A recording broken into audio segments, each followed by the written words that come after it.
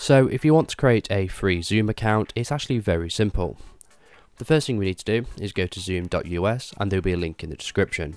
Once you're on the website, you want to click on sign up, it's free, just in the top right hand corner. The next page will look something like this, and you need to go ahead and choose your business plan.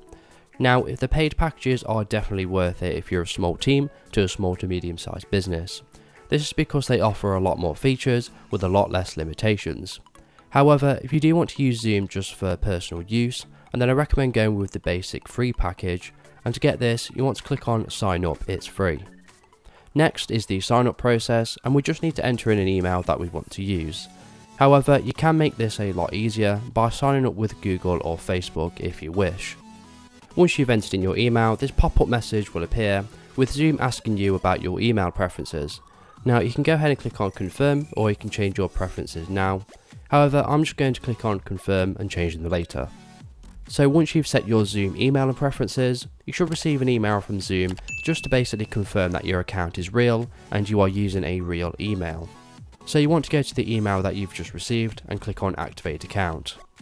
So once you've activated your Zoom account, you'll be taken to a page that looks like this, where you need to enter in some more basic information to finish off the sign up process for your Zoom account.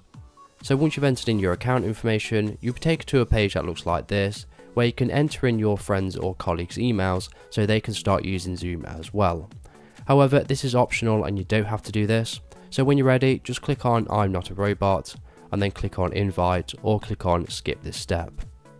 And that's it, your Zoom account has been successfully created, and it should come up with your personal meeting URL as well. However, in order to actually use Zoom, you do need to download the Zoom app to your computer or mobile phone.